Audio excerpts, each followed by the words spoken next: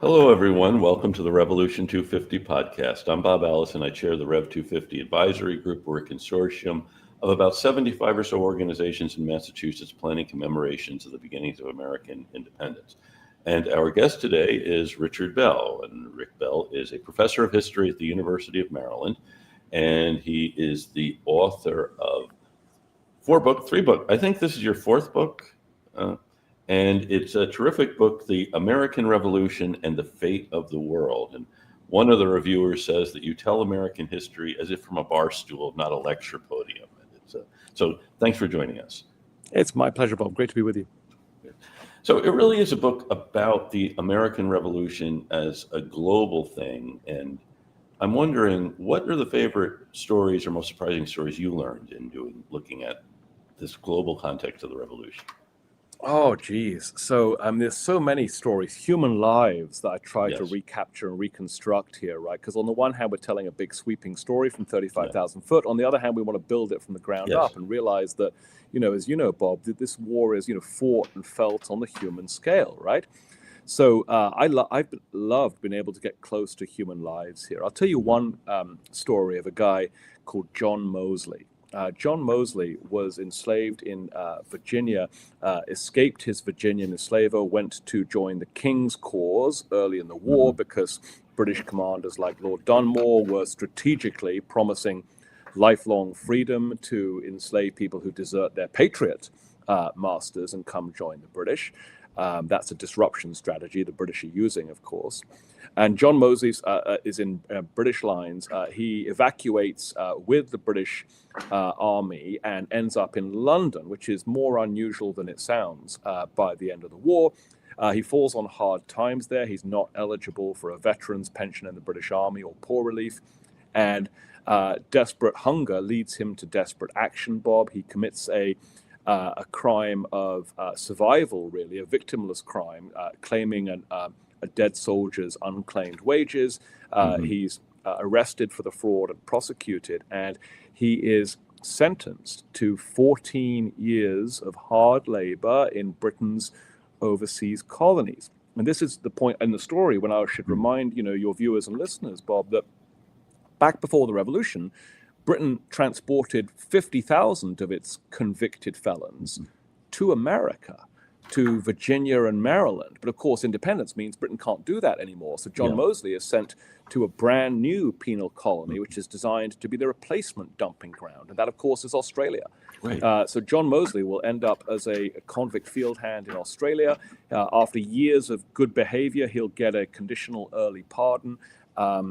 He will get a land grant, which he will reject. He will open his own small business in the fledgling Sydney township and be delighted to work for himself at long last and not anybody else. So, I love that story because of,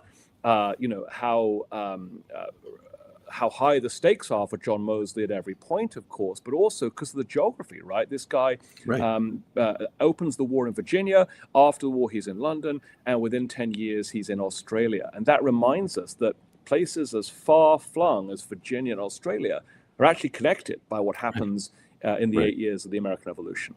Right. You really do a great job telling these big stories, but through the lives of the people who were affected by it. And it's... I really enjoyed reading the book. And then you do have, of course, the big themes. And you have two chapters on the British Caribbean and the Harry Washington that really juxtapose the whole issue of slavery at this time. And it's the different impacts the revolution had on the institution of slavery and the transatlantic slave trade.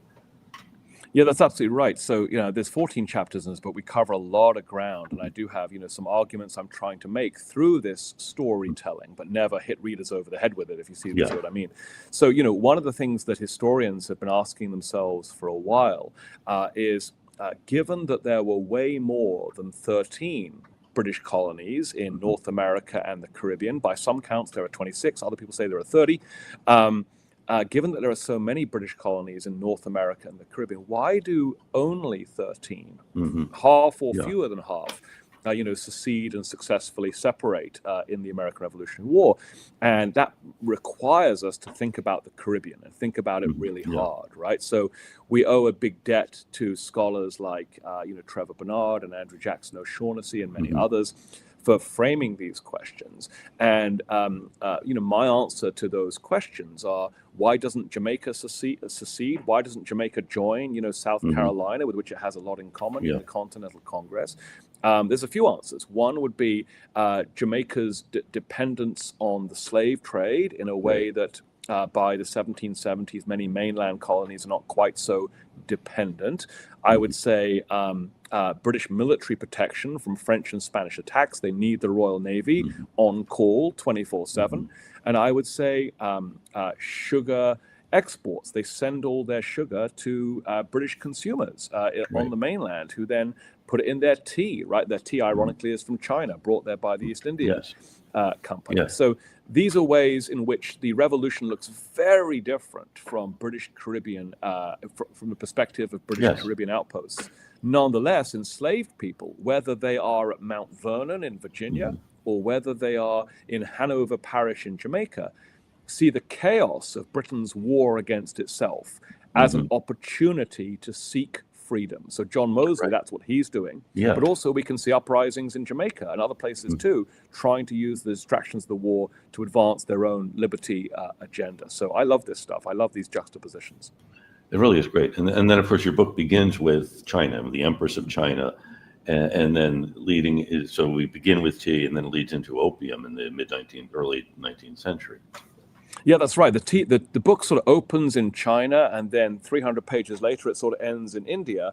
And ironically, the British East India Company is in. Oops, my lights just went out in the classroom I'm in. Hopefully, you can still see me. Yes, we can see you. That's good. So the British East India Company is a sort of a bookend entity, both the start of the American Revolution and the end. We know the opening pretty well, right? You guys are in Boston and the Boston Tea Party, and I had the chance to visit the Boston Tea Party Museum over the summer. I was quite impressed actually by what I saw there. The Boston Tea Party, it should be a wake-up call that this is a war informed by globalizing concerns, right? It's about concerns about the market power and monopoly power and corporate greed of a global mega corporation based in India with interests in China. And so from that beginning, we get a war motivated by global concerns. And we'll see afterwards, American merchants rush to secure access to the Chinese tea trade for themselves and cut out the East India Company. So there's a certain irony there that fighting to keep Chinese tea coming from British vessels out of the retail market is soon followed by American merchants rushing to Canton, to Guangzhou, trying to secure their own wholesale agreements. It really is a fascinating story, and then tying it in then with the destruction of the opium by the Chinese in the 1840s during the whole debate. The East India Company thinks, of course, they're going to legalize this because it's so valuable to the Chinese, but then much to their surprise, the Chinese government says, no, we're banning it. Yeah, Bob, that's exactly right. So as the British East India Company lurches from one self-created crisis to another in the course of the 80s, 90s, and onwards, it eventually pivots towards a new cash crop, which is opium, grown in British India, then exported to Chinese consumers. As you can imagine, opium is highly addictive. It's a blight on public health. The Chinese government bitterly resents and rejects. And so to try to shut the British East India Company out of the Chinese consumer market, to stop all the opium sales, compare this to, say, fentanyl today or something like that, the Chinese officials authorized local agents in Canton to start destroying shipments of East India Company opioids coming up the Pearl River. And I think the year I have in my head is 1839. In 1839, Chinese ministers and their agents dump, chests and chests of British East India Company opioids into the Pearl River, in obviously what is a direct homage to the Boston Tea Party of 66 years earlier. So speaking of global ripple effects, it's incredible. It really is. We're talking with Richard Bell. Rick Bell is professor of history at the University of Maryland, and his new book is The American Revolution and the Fate of the World, which really is it's both a global and very personal book. That is the story of what's happening around the globe, but with these stories of individuals who are caught up in various ways. One of my favorites was actually William Russell, the privateer, prisoner of war, and his various misadventures and adventures in the war.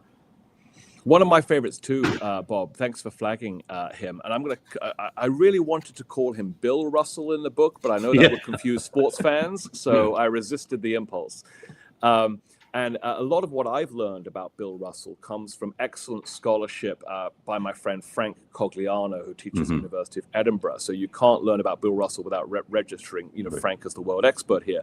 But my take on Bill Russell is, he's a Boston school teacher who embraces the Patriot cause, like many people in your neck of the woods, Bob, and becomes a Patriot privateer after a difficult career as a militiaman. And a Patriot privateer is, of course, a Patriot-sponsored pirate, for lack of a better word, who goes out on sort of merchanteering missions to raid British merchant ships and cause general chaos and ruin to Britain's global maritime economy. And the scholarship by Frank and Eric Dolan and Kylie Herbert and many other people in the last 20 years has demonstrated privateering is a major aspect of the Revolutionary War that we've chosen to forget about and minimize. But the scale of Patriot privateering, massive. I think the number I have in my head is like 50,000 people involved in Patriot privateering, tens of thousands of cruises, doing massive amounts of damage to the British economy in a way that is designed to sow doubt and discord among the British people about whether this war is worth it. Can't we just go back to the way things were? Can't we start trading with our friends in America again? Why don't we lay down arms and we walk away? So the political, imperatives behind privateering are massive. And remember, folks, that the U.S. Navy, sadly, is not yet much of a concern. So Patriot privateers, just people renting out their fishing boats and adapting them into raiding vessels, is really what the Patriots do at sea. And this guy, William Russell, who I'm not going to call Bill Russell, is at the heart of this, and sadly is captured twice by Royal Navy gunboats and imprisoned twice. First in a British black hole site outside of Plymouth called the Mill Prison, which he eventually is repatriated from, and then he goes right back to work as a privateer and is captured immediately again. Just gets home. Back to sea, but sees how, what terrible economic straits his wife and kids are, so goes back out to sea, is captured again, and this time incarcerated in British hulks, zombie cargo ships in Brooklyn Bay, because of course Britain occupies New York City in the war, and almost dies. Like it's like a black hole of Calcutta situation inside these hulks. So it reminds us of what privateers did and what privateers went through when they became POWs as well. Right. And the British really don't consider them prisoners of war so much as pirates they've captured. Because if you consider them legit prisoners of war, Bob, you're considering the United States to be a legal entity, a legit combatant, right? So what that means is, because Britain refuses to recognize all these Patriot POWs as legit POWs, it doesn't grant them the basic, human rights that they would get, ironically, if they were French POWs or Spanish POWs. Right.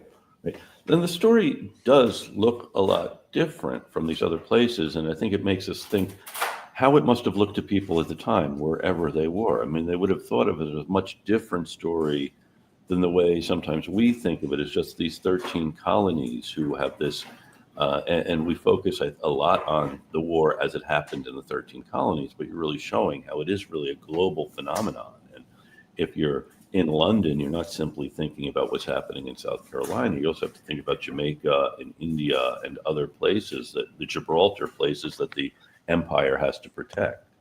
Yeah, one way to say that, Bob, is that, by the war's climactic final stages, Britain controls about 100,000 military men.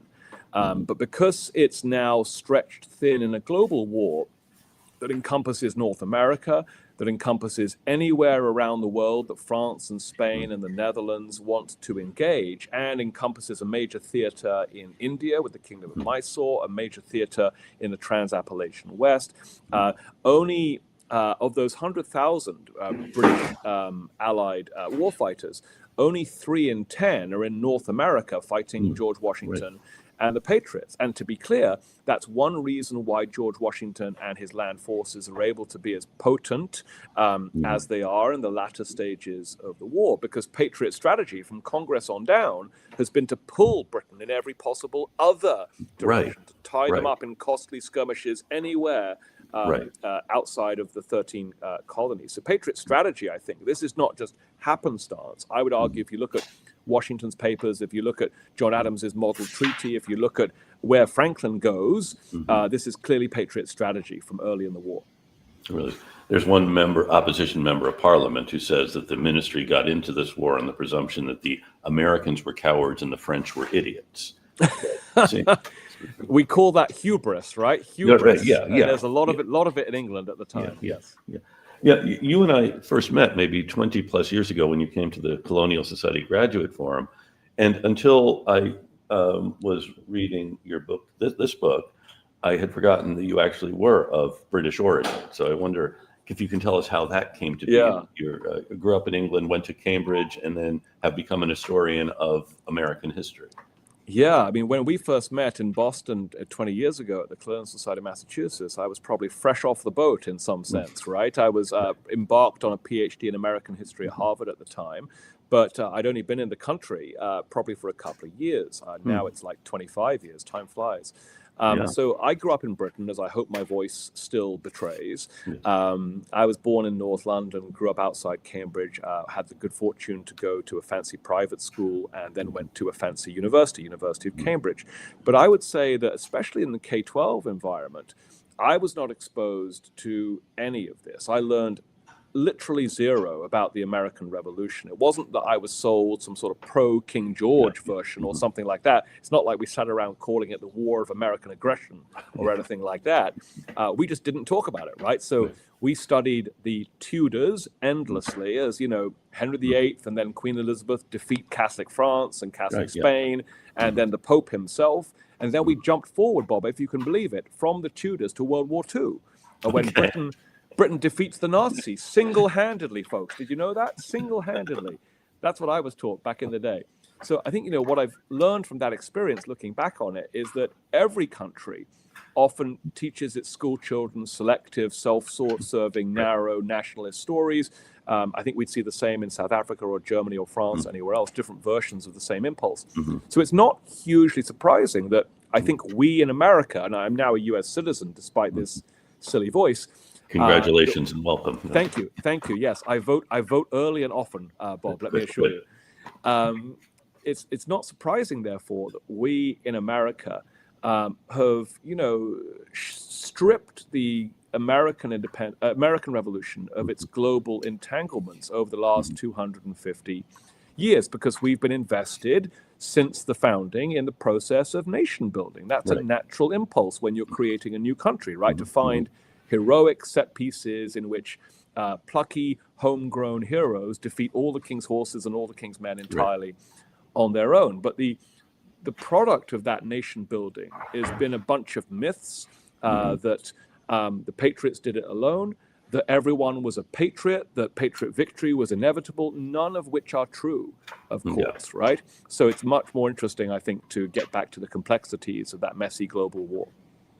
It really is. We're talking with Rick Bell, professor of history at the University of Maryland, author of a great new book on the American Revolution and the Fate of the World, which I recommend. And you can tell your publisher, I will be using this in my classes and will be recommending it to anyone who wants to know the story of the revolution.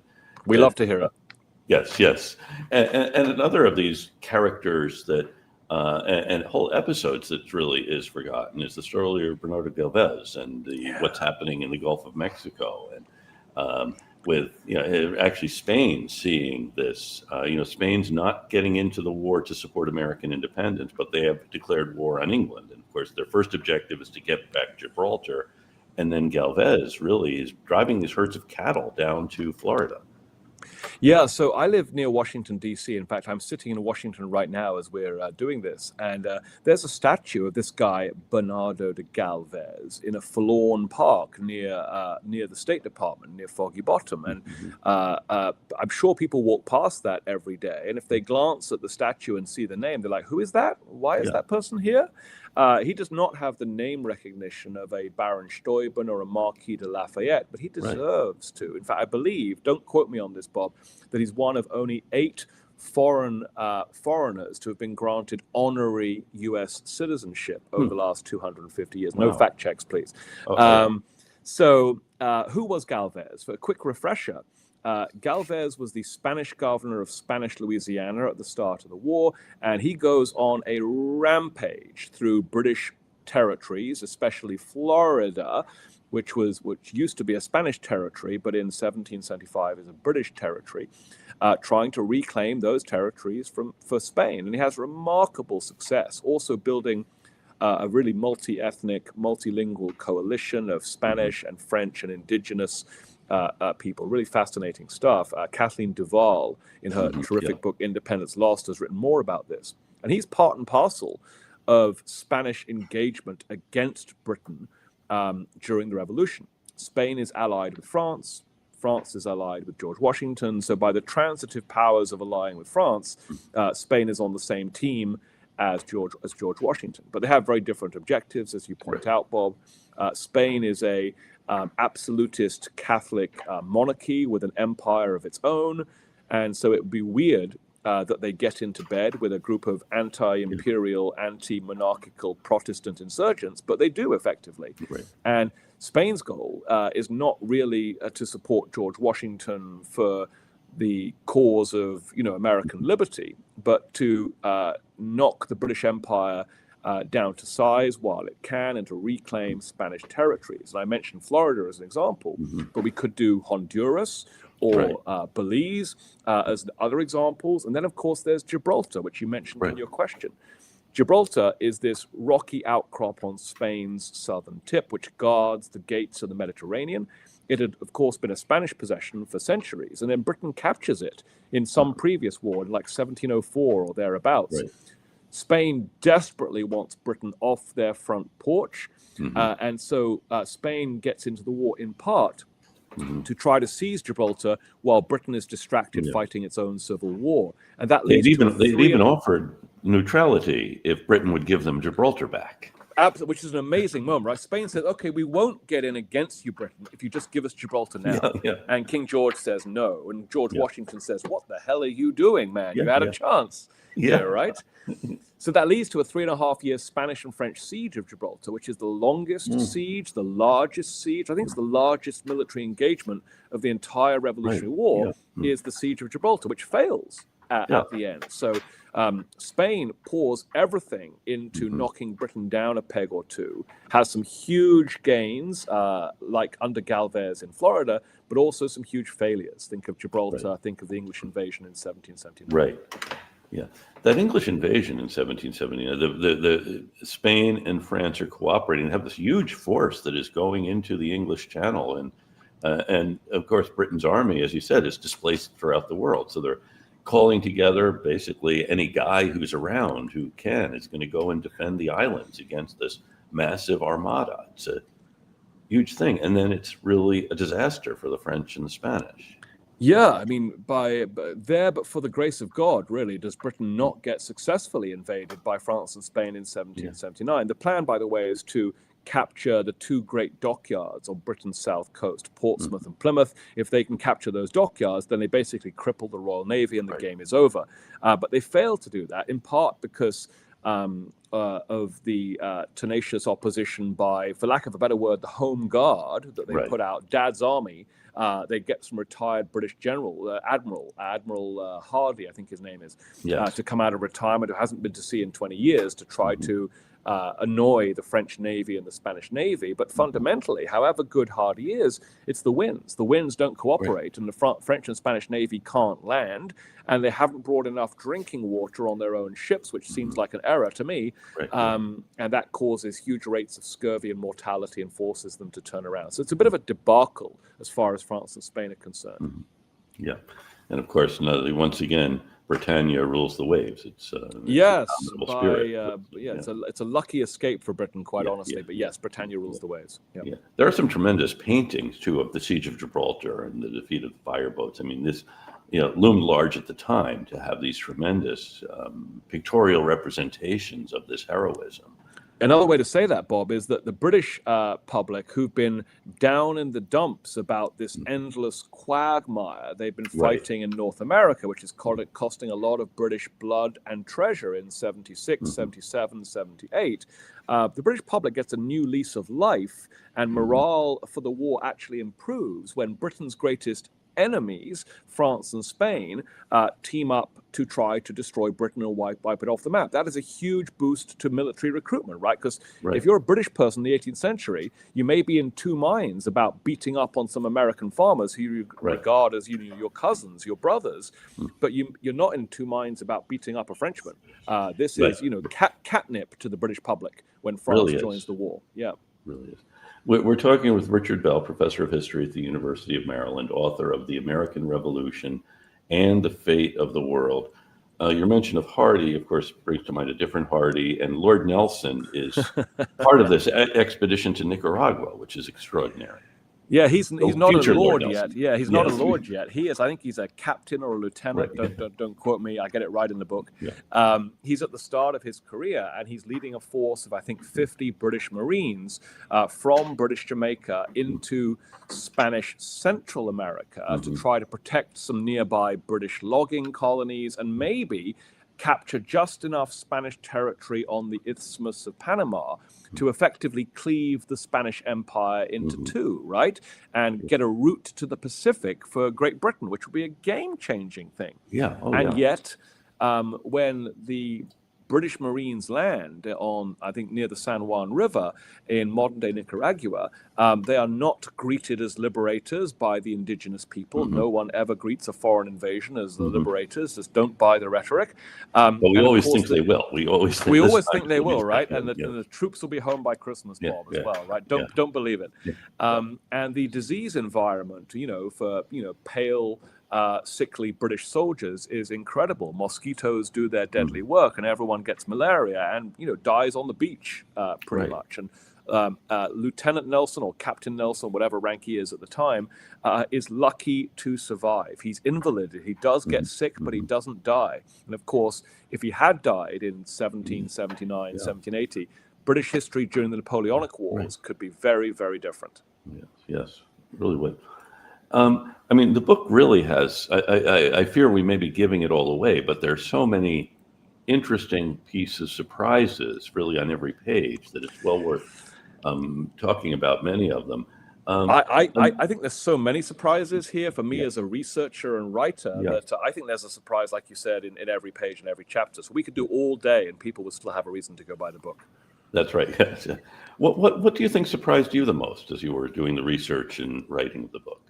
So the disconnect between how we talk about this war in pop culture in America, which is, David versus Goliath, rebels versus redcoats, colonists versus crown, and the rich veins of scholarship proving otherwise that academic historians have been mining so brilliantly for the last 20, 30 years is really crazy to me. And so, this book is an attempt to sort of get my arms around 14 or more different bodies of scholarship, which each on their own say something about the global dimensions of the American Revolution, but aren't normally gathered together or made to talk to each other. And so, scholars who write about the role of German soldiers, the Hessians, for instance, in the revolution, normally don't get to talk to scholars of indigenous America, like Kathleen Duval, for instance. So by putting all their scholarships in the same book, between the same covers, we're getting 14 different conversations together, and we get to see that they add up to far more than the sum of their individual parts, right? So we get to see the global picture when we put together these different narrow veins for the first time. I think this is a brand new history of the American Revolution. I don't think there's anything quite like this out there on the market. So I hope this will do some myth busting, some game changing, and broaden people's perspective. I agree, and I think it will. And it just, as I was reading it and looking at the notes, seeing how much is drawn from the works of, Andrew Jackson O'Shaughnessy, Frank Cogliano, Frederica Baer, Kathleen Duval, these other scholars who really have been doing this work, really to change the narrative.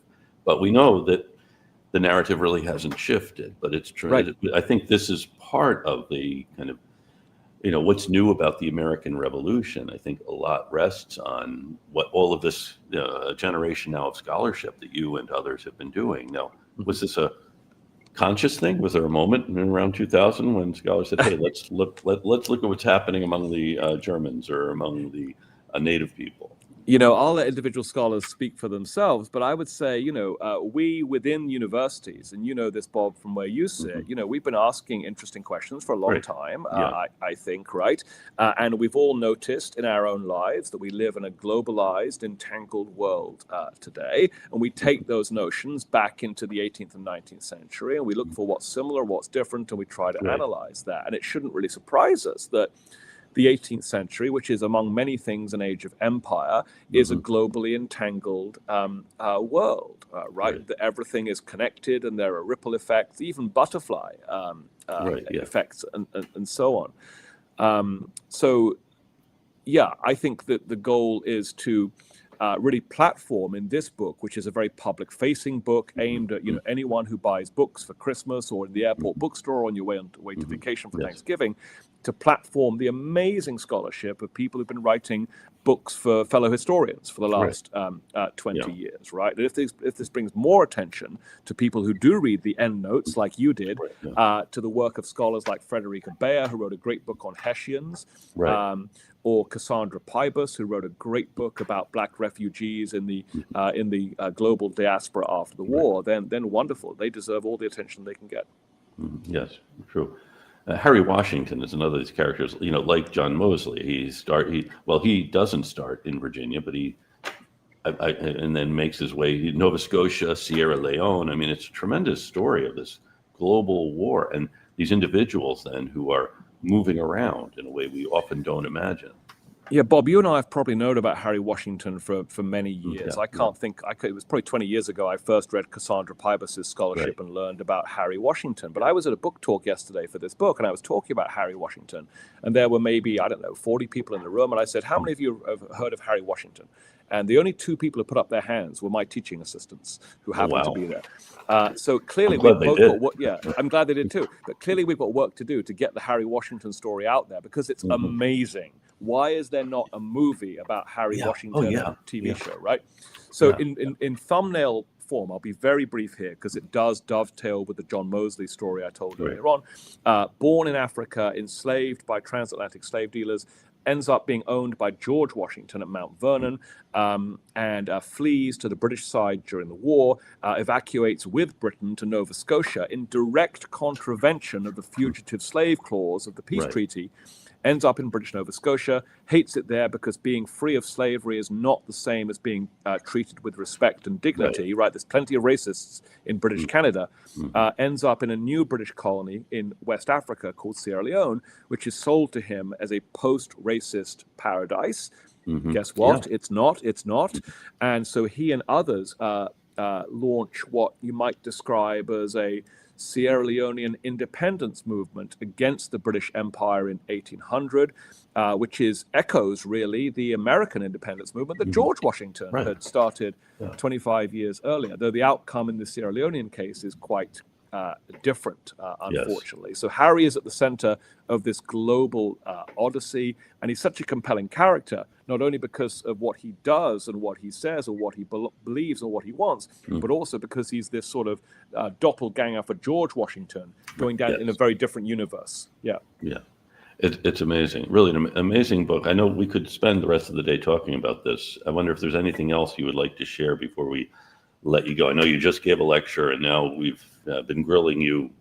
Anything else we should share? I love talking about this book. I will just reiterate, folks, that sort of point that Bob and I talked about when we began, which is that while this does tell a global sweeping story that covers lots of places and moves theme by theme, it's also a human story driven by characters and individuals with names and what happens to them. And I'm really proud of the way we try to bind the macro and the micro, the global with the human in this book. How did you decide on the structure of the book, the thematic approach as opposed to a chronological approach, or a number of other ways you could have organized it? Yeah, it's an interesting question, right? It's maybe a bit inside baseball for some people, but as writers, we think about structure a lot, right? So The alternative way to write this would be a chronological global history. We begin at year one, we end at year whatever, and every paragraph we jump to a different place. Meanwhile in India, meanwhile in Ireland, meanwhile in Sierra Leone, right? And I think that would just spin you round and have diminishing returns. So I made the decision very early in the project that this was going to pick 14 or however many different themes and geographies and peoples and individuals and keep the focus on them, let's say the Irish, for 20 pages. And then the next chapter would be about, African descended people. And then the next chapter would be about the Caribbean, whatever else. Because I wanted people to go deep into the texture of the past. So I'd also say that I began some of these chapters when people asked me to give talks about certain subjects. Like, people would ask me, what was the American Revolution like in Britain? And I would say, I don't know. I should go read some books about that. So I went and read a ton of books about this and wrote a talk. And then that talk eventually became the seed for the chapter called Disunited Kingdom, who the title of the chapter tells you everything about how the war was received in Britain right there. Again, the perception we often have, David versus Goliath, everyone on this side of the Atlantic were the Patriots, and then in England, Britain, they were united against these upstarts. When you show there's really a tremendous disagreement in England and Britain as a whole about the war. So huge vocal disagreement, right? The British are as disunited over this as the Americans are actually. And thanks to the scholarship of James Bradley, we know that there's a real vibrant anti-war movement in Britain. There are peace petitioners sending in tens of thousands of signatures saying, end this now, not in our name. Who do you think you are? Blood and treasure, right? And that gets stomped on when France enters the war, and suddenly you can't criticize the government anymore. Right. And even some of the British military figures who said they wouldn't be involved in American war, like Admiral Keppel, now he's defending the home islands against the French invasion. Well, we could go on all day, Rick. It's a great book, and I want people to read it rather than just listen to you talk about it. And again, I'll just to give it away, Baron von Steuben appears in it, and so does Peggy Shippen. Yes. And so these. And of course, a chapter on India. We didn't even talk about those really tremendous facets of the book and the story. It's really should change the way we think about this whole episode in a much more interesting and exciting way. And Bob, I know your readers and viewers, listeners and viewers are very smart, but if you don't know who Peggy Shippen is, Google her and find out who her husband was, and then why I wrote a chapter about her will start to make sudden sense. Right. Yes. Very good. So thank you so much, Rick, for joining us. It's my pleasure, Bob. Thank you. Fun to talk to you. And every week we thank folks in and around who are listening in. And this week, and we acknowledge people who are regular listeners. And if you are in one of these places and want some Revolution 250 swag, send Jonathan Lane an email, jlane@revolution250.org. And this week, in deference to our guest and the topic, I'm going to thank folks who are mainly not in the original 13 colonies. So I want to thank our listeners in Frankfurt on Main, in Hesse, and in Seguin, Texas, and Lafayette, Louisiana, Lafayette, Indiana, Johannesburg, and in Nantes, Massy, Paris, and Bordeaux, in York, Newcastle upon Tyne, Westminster, and London, Madrid, Marbella, and Barcelona, in Kropyvnytsky in the Ukraine, in Tel Aviv and Amman, in Almaty, Kazakhstan, in Pago, Kawasaki in Japan, Bebedoro in Brazil, and Roros, Norway. Thank you all for joining us, and everyone between and beyond. And now we will be piped out on the road to Boston.